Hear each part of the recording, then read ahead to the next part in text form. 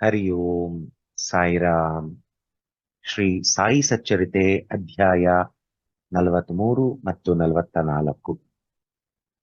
43 ಮತ್ತು 44ನೇ ಅಧ್ಯಾಯದಲ್ಲಿ ಬರುವ ವಿಚಾರಗಳು: ಸಾಯಿ ಅವರ ಮಹಾಸಮಾಧಿ ಮುಂದುವರೆದ ಭಾಗ, ಪೂರ್ವ ಸಿದ್ಧತೆ, ಇಟ್ಟಿಗೆ ಒಡೆಯಿತು, 72 ಗಂಟೆಗಳ ಸಮಾಧಿ, ಜೋಗ ಮತ್ತು ಅವರ ಸನ್ಯಾಸ, ಬಾಬಾ ಅವರ ಅಮೃತ ವಚನಗಳು ಮತ್ತು ನಾನು ಯಾರು ಎಂಬುದು.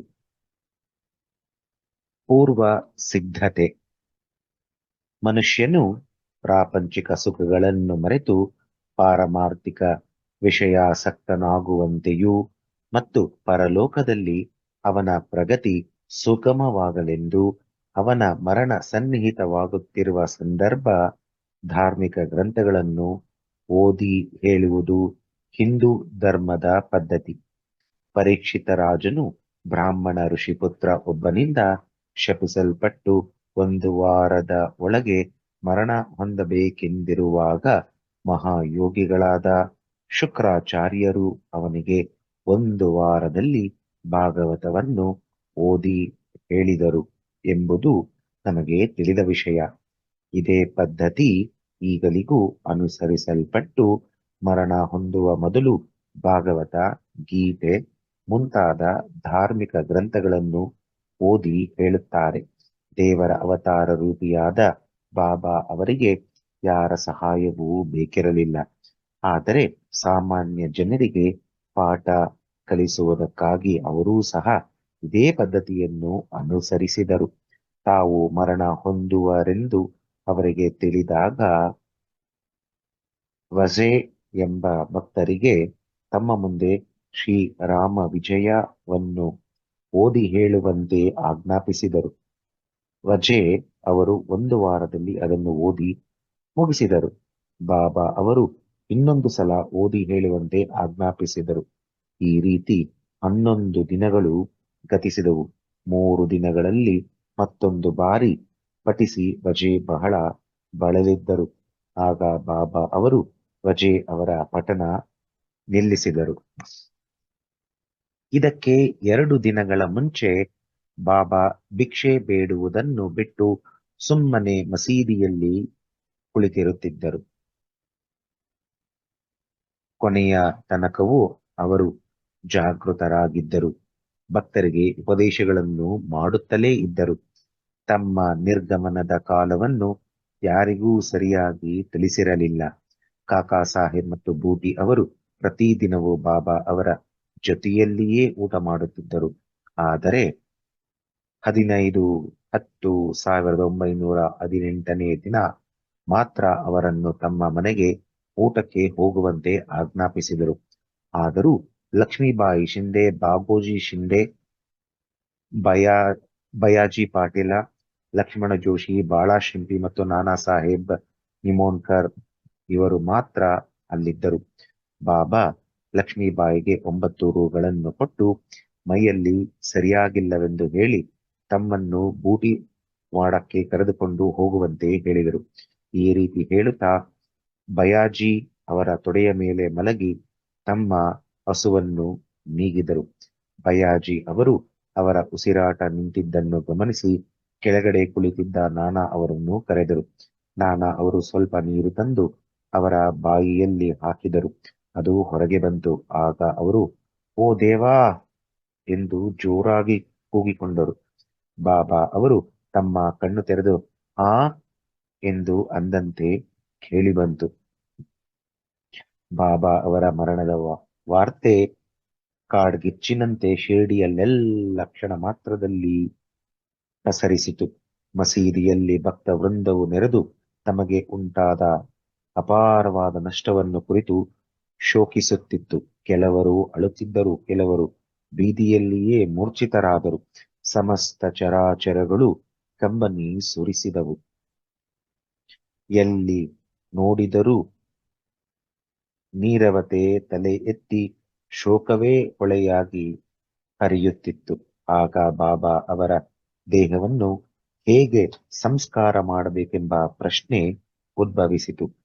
ಕೆಲವು ಮಹಮ್ಮದೀಯರು ಮಸೀದಿಯ ಅಂಗಳದಲ್ಲಿ ದೇಹವನ್ನು ಸಮಾಧಿ ಮಾಡಿ ಅದರ ಮೇಲೆ ಗೋರಿ ಕಟ್ಟಬೇಕೆಂದು ಅಭಿಪ್ರಾಯ ಪಟ್ಟರು. ಕುಶಾಲ್ ಚಂದ ಮಾರ್ವಾಡಿ ಮತ್ತು ಅಮೀರ್ ಶಕ್ಕರ ಅವರು ಈ ಅಭಿಪ್ರಾಯವನ್ನು ಅನುಮೋದಿಸಿದರು. ಆದರೆ ಹಳ್ಳಿಯ ಮುಖ್ಯಸ್ಥರಾದ ರಾಮಚಂದ್ರ ಪಾಟೀಲರು ಅದಕ್ಕೆ ಒಪ್ಪಲಿಲ್ಲ. ಬಾಬಾ ಅವರ ದೇಹವನ್ನು ವಾಡಾ ಹೊರತು ಇನ್ನೆಲ್ಲಿಯೂ ಒಯ್ಯಬಾರದೆಂದು ಅವರು ಹೇಳಿದರು. ಈ ರೀತಿ ಭಕ್ತರಲ್ಲಿ ಭಿನ್ನಾಭಿಪ್ರಾಯಗಳು ತಲೆದೋರಿ 36 ಗಂಟೆಗಳ ಕಾಲ ಚರ್ಚೆ ಹಾಗೆಯೇ ಮುಂದುವರಿಯಿತು. ಬುಧವಾರ ಬೆಳಗಿನ ಜಾವ ಬಾಬಾ ಶ್ರೀ ಲಕ್ಷ್ಮಣ ಮಾಮಾ ಜೋಶಿ ಅವರ ಕನಸಿನಲ್ಲಿ ಕಾಣಿಸಿಕೊಂಡು ಅವರ ಕೈಯನ್ನು ಹಿಡಿದೆಳೆದು, ಬೇಗ ಏಳು ಬಾಪು ಸಾಹೇಬ, ನಾನು ಮೃತನಾಗಿದ್ದೇನೆ, ಪುನಃ ಬರಲಾರೆ ಎಂದು ತಿಳಿದಿದ್ದಾನೆ. ನೀನು ಬಂದು ನನಗೆ ಪೂಜೆ ಮತ್ತು ಕಾಕಡ ಆರತಿ ಮಾಡು ಎಂದರು. ಲಕ್ಷ್ಮಣ ಮಾಮ ಬಾಬಾ ಅವರ ಪರಮಭಕ್ತರಾಗಿದ್ದರು. ಬಾಬಾ ಅವರಲ್ಲಿ ಪೂರ್ಣ ನಂಬಿಕೆ ಇಟ್ಟಿದ್ದರು. ಬೆಳಗಾದ ನಂತರ ಎದ್ದು ಸ್ನಾನ ಸಂಧ್ಯಾ ವಂದನಾದಿಗಳನ್ನು ಮುಗಿಸಿ ಪೂಜಾ ಸಾಮಗ್ರಿಗಳೊಡನೆ ಬಂದು ಮೌಲ್ವಿಗಳ ವಿರೋಧವನ್ನು ಲೆಕ್ಕಿಸದೆ ತಮ್ಮ ಪಾಡಿಗೆ ತಾವು ಮೃತದೇಹಕ್ಕೆ ಪೂಜೆ ಆರತಿ ಮಾಡಿ ಹೊರಟು ಹೋದರು. ಬಾಬಾ ಅವರ ಅಂತಿಮ ನುಡಿಯನ್ನು ಗೌರವಿಸಿ ಅವರನ್ನು ವಾಡಾದ ಮಧ್ಯದಲ್ಲಿ ಸಮಾಧಿ ಮಾಡಲು ನಿಶ್ಚಯಿಸಲಾಯಿತು. ಗುಂಡಿ ತೋಡಲು ಆರಂಭ ಮಾಡಿದರು. ಮಂಗಳವಾರ ಸಾಯಂಕಾಲ ರಹದಾದಿಂದ ಸಬ್ ಇನ್ಸ್ಪೆಕ್ಟರ್ ಮುಂತಾದವರು ಬಂದರು. ಎಲ್ಲರೂ ಈ ಸಲಹೆಗೆ ಸಮ್ಮತಿಸಿದರು. ಮರುದಿನ ಬೆಳಗ್ಗೆ ಮುಂಬಯಿಯ ಅಮೀರ್ ಬಾಯಿಯವರು, ಕೋಪರ್ಗಾಂವ್ದಿಂದ ಮಾಮಲೆದಾರರು ಬಂದರು. ಕೆಲವರು ಬಾಬಾ ಅವರ ದೇಹವನ್ನು ಹೊರಗಡೆ ಎಲ್ಲಿಯಾದರೂ ಸಮಾಧಿ ಮಾಡಬೇಕೆಂಬ ಅಭಿಪ್ರಾಯವನ್ನು ವ್ಯಕ್ತಪಡಿಸಿದರು. ಇದನ್ನು ಕಂಡ ಮಾಮಲೆದಾರರು ವಿಷಯವನ್ನು ಮತ ನಿರ್ಣಯಕ್ಕೆ ಹಾಕಿದರು. ಬಾಬಾ ಅವರನ್ನು ವಾಡಾದಲ್ಲಿಯೇ ಸಮಾಧಿ ಮಾಡಲು ಭಕ್ತರು ಬಹುಮತದಿಂದ ನಿರ್ಣಯಿಸಿದರು. ಇದನ್ನು ಕಲೆಕ್ಟರ್ ಅವರಿಗೆ ತಿಳಿಸಬೇಕೆಂದು ಕಾಕಾ ಅವರು ಹೊರಡುವುದಲ್ಲಿದ್ದರು. ಆದರೆ ಬಾಬಾ ಅವರ ಕೃಪೆಯಿಂದ ಅಲ್ಪಮತೀಯರ ಅಭಿಪ್ರಾಯ ಬದಲಾಯಿತು. ಎಲ್ಲರೂ ಒಮ್ಮತದಿಂದ ವಾಡಾದಲ್ಲಿ ಸಮಾಧಿ ಕಾರ್ಯ ನಡೆಯಬೇಕೆಂದು ತೀರ್ಮಾನಿಸಿದರು. ಬುಧವಾರ ಸಾಯಂಕಾಲ ಬಾಬಾ ಅವರ ಶರೀರವನ್ನು ತಂದು ಮುರಳೀಧರನ ಪ್ರತಿಮೆಗೋಸ್ಕರ ಮೀಸಲಾದ ಗರ್ಭಗೃಹದಲ್ಲಿ ಸಮಾಧಿ ಮಾಡಲಾಯಿತು. ನಿಜಕ್ಕೂ ಬಾಬಾ ಅವರೇ ಮುರಳೀಧರನಾಗಿ ವಾಡಾ ದೇವಾಲಯವಾಗಿ ಪವಿತ್ರ ಪೂಜಾ ಸ್ಥಳವಾಯಿತು. ಬಾಬಾ ಅವರ ಉತ್ತರ ಕ್ರಿಯೆಯನ್ನು ಬಾಳಾ ಸಾಹೇಬ್ ಭಾಟೆ, ಉಪಾಸನಿ ಮತ್ತು ಜೋಗ ಅವರು ಸಾಂಗವಾಗಿ ನೆರವೇರಿಸಿದರು. ಇಟ್ಟಿಗೆ ಒಡೆಯಿತು. ಬಾಬಾ ಅವರ ಪರಲೋಕ ಯಾತ್ರೆಗೆ ಸ್ವಲ್ಪ ದಿನಗಳ ಮುಂಚೆ ಆ ಘಟನೆಯನ್ನು ಸೂಚಿಸುವ ಒಂದು ಶಕುನವಾಯಿತು. ಯಾವಾಗಲೂ ಬಾಬಾ ಅವರು ಕೈಯಿಟ್ಟು ಒರಗಿ ಕುಳಿತುಕೊಳ್ಳುತ್ತಿದ್ದ ಒಂದು ಇಟ್ಟಿಗೆ ಅನೇಕ ವರ್ಷಗಳಿಂದ ಮಸೀದಿಯಲ್ಲಿತ್ತು. ರಾತ್ರಿ ಅದರ ಮೇಲೆ ತಲೆ ಇಟ್ಟು ಏಕಾಂತದಲ್ಲಿ ಸ್ವಸ್ಥ ಮನದಿಂದ ಇರುತ್ತಿದ್ದರು. ಇದು ಬಹಳ ವರ್ಷಗಳಿಂದ ನಡೆಯುತ್ತಿತ್ತು. ಒಂದು ದಿನ ಬಾಬಾ ಅವರು ಮಸೀದಿಯಲ್ಲಿ ಇರಲಿಲ್ಲ. ಅಂದು ಮಸೀದಿಯಲ್ಲಿ ಕೆಲಸ ಮಾಡುತ್ತಿದ್ದ ಒಬ್ಬ ಹುಡುಗನು ಅದನ್ನು ಕೈಯಲ್ಲಿ ಹಿಡಿದು ಅದರ ಬುಡದಲ್ಲಿನ ಕಸ ಗುಡಿಸುತ್ತಿದ್ದನು. ಆದರೆ ಅದು ದುರಾದೃಷ್ಟದಿಂದ ಕೈಜಾರಿ ಕೆಳಗೆ ಬಿದ್ದು 2 ಹೋಳಾಯಿತು. ಬಾಬಾ ಅವರಿಗೆ ಈ ವಿಷಯ ತಿಳಿದಾಗ ಅವರು ಕಣ್ಣೀರಿಟ್ಟು, ಒಡೆದುದು ನನ್ನ ಅದೃಷ್ಟ, ಅದು ನನ್ನ ಜೀವನದ ಸಂಗಾತಿಯಾಗಿತ್ತು, ಅದರೊಡನೆ ನಾನು ಯಾವಾಗಲೂ ತಲ್ಲೀನನಾಗಿರುತ್ತಿದ್ದೆ, ಅದು ನನಗೆ ನನ್ನ ಜೀವನದಷ್ಟೇ ಪ್ರಿಯವಾಗಿತ್ತು ಎಂದು ಬಹಳ ವ್ಯಥೆ ಪಟ್ಟುಕೊಂಡರು. ಬಾಬಾ ಅವರು ಕೇವಲ ಒಂದು ನಿರ್ಜೀವ ವಸ್ತುವಿಗೋಸ್ಕರ ಇಷ್ಟು ದುಃಖವನ್ನೇಕೆ ಪ್ರಕಟಿಸಿದರು ಎಂದು ಕೆಲವರು ಪ್ರಶ್ನಿಸಬಹುದು. ಅದಕ್ಕೆ ಹೇಮಠ್ ಪಂತರು, ಸಂತರು ಬಡವರನ್ನು ಮತ್ತು ಅಶಕ್ತರನ್ನು ರಕ್ಷಿಸುವ ಧ್ಯೇಯದಿಂದ ಅವತರಿಸಿರುತ್ತಾರೆ. ಹೀಗೆ ಅವತರಿಸಿದಾಗ ಅವರು ಸಾಮಾನ್ಯ ಜನರೊಡನೆ ಬೆರೆತು ಅವರಂತೆಯೇ ವರ್ತಿಸುತ್ತಾರೆ. ಅಂದರೆ ಅವರು ಬಾಹ್ಯದಲ್ಲಿ ಎಲ್ಲರಂತೆಯೇ ಆಟವಾಡುತ್ತಾ, ನಗುತ್ತಾ, ದುಃಖಿಸುತ್ತಾ ಇರುತ್ತಾರೆ. ಆದರೆ ಅಂತರಂಗದಲ್ಲಿ ಮಾತ್ರ ತಮ್ಮ ಧ್ಯೇಯದ ಬಗ್ಗೆ ಜಾಗೃತರಾಗಿರುತ್ತಾರೆ ಎಂದು ಹೇಳಿದರು. 72 ಗಂಟೆಗಳ ಸಮಾಧಿ. ಇದಕ್ಕೆ 32 ವರ್ಷಗಳ ಹಿಂದೆ ಅಂದರೆ ಸುಮಾರು 1886ರಲ್ಲಿ ಬಾಬಾ ಅವರು ತಮ್ಮ ಸೀಮಾ ರೇಖೆಯನ್ನು ದಾಟುವ ಪ್ರಯತ್ನ ಮಾಡಿದರು. ಮಾರ್ಗಶಿರ ಶುದ್ಧ ಪೌರ್ಣಮಿಯ ದಿನ ಬಾಬಾ ಅವರು ದಮ್ಮಿನಿಂದ ನರಳುತ್ತಿದ್ದರು. ಅದನ್ನು ನಿರ್ಮೂಲನಗೊಳಿಸಲು ಬಾಬಾ ಅವರು ತಮ್ಮ ಪ್ರಾಣವನ್ನು ಮೇಲಕ್ಕೆ ತೆಗೆದುಕೊಂಡು ಸಮಾಧಿ ಸ್ಥಿತಿಗೆ ಹೋಗಲು ನಿರ್ಧರಿಸಿದರು. ಆಗ ಅವರು ಭಗತ ಮಹಲ್ಸಾಪತಿಯವರಿಗೆ, ನನ್ನ ದೇಹವನ್ನು 3 ದಿನಗಳ ತನಕ ಕಾಪಾಡು. ನಾನು ಮರಳಿ ಬಂದರೆ ಸರಿ, ಇಲ್ಲದಿದ್ದರೆ ಆ ಅಂಗಳವನ್ನು ಕೈಮಾಡಿ ತೋರಿಸಿ ನನ್ನನ್ನು ಹೂಳಿಬಿಡು.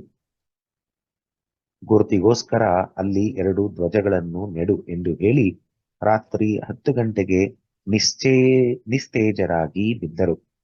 ಅವರ ಪ್ರಾಣವು ಶರೀರವನ್ನು ಬಿಟ್ಟು ಹೋದಂತೆ ಕಂಡು ಬಂದಿತು. ಎಲ್ಲಾ ಜನರು ಬಾಬಾ ಅವರು ತೋರಿಸಿದ ಜಾಗದಲ್ಲಿ ಅವರ ಶರೀರವನ್ನು ಹೂಳಲು ನಿರ್ಧರಿಸಿದರು. ಆದರೆ ಮಹಲ್ಸಾಪತಿಯವರು ಅದನ್ನು ತಡೆದರು. ಬಾಬಾ ಅವರನ್ನು ತೊಡೆಯ ಮೇಲಿರಿಸಿಕೊಂಡು 3 ದಿನ ಕಾಯ್ದರು. 3 ದಿನಗಳು ಕಳೆದವು. ನಂತರ ಬೆಳಗ್ಗೆ 3 ಗಂಟೆ ಹೊತ್ತಿಗೆ ಬಾಬಾ ಅವರಿಗೆ ಜೀವಕಳೆ ಬಂದಿತು. ಉಸಿರಾಟ ಆರಂಭವಾಯಿತು. ಕಣ್ಣು ತೆರೆದು ಎಚ್ಚರವಾಗಿ ಯಥಾಸ್ಥಿತಿಗೆ ಬಂದರು. ಇದರಿಂದ ಬಾಬಾ ಅವರು 3.5 ಅಡಿ ದೇಹದಲ್ಲಿ ಜೀವಿಸಿ ನಂತರ ಅದನ್ನು ತ್ಯಜಿಸಿ ಹೊರಟು ಹೋದರೆ ಅಥವಾ ಜೀವಾತ್ಮದಲ್ಲಿ ಜಾಗೃತರಾಗಿದ್ದರೆ ಎಂಬುದನ್ನು ನಾವು ಊಹಿಸಬಹುದು. ಈ ದೇಹವು ನಶ್ವರವಾದದ್ದು, ಕ್ಷಣಿಕವಾದದ್ದು, ಆದರೆ ಅಂತರಂಗದಲ್ಲಿಯ ಆತ್ಮವು ಅಮರವಾದದ್ದು. ಈ ಶುದ್ಧ ಚೈತನ್ಯ ಸ್ವರೂಪವೇ ಬ್ರಹ್ಮಜ್ಞಾನ. ಅದು ಇಂದ್ರಿಯಗಳ ನಿಯಾಮಕ ವಸ್ತು. ಆ ವಸ್ತುವೇ ಸಾಯಿ. ಇದು ವಿಶ್ವದ ಚರಾಚರಗಳೆಲ್ಲವನ್ನು ವ್ಯಾಪಿಸಿರುತ್ತದೆ. ಇದಿಲ್ಲದ ಸ್ಥಳವಿಲ್ಲ. ತಮ್ಮ ಧ್ಯೇಯವನ್ನು ಸಾಧಿಸುವುದಕ್ಕಾಗಿ ದೇಹವನ್ನು ಧರಿಸಿ ಅದನ್ನು ಸಾಧಿಸಿದ ನಂತರ ದೇಹವನ್ನು ಬಿಸಿಟು ಬಾಬಾ ಅನಂತರಾದರು. ಬಾಬಾ ಅವರು ನಿತ್ಯರು.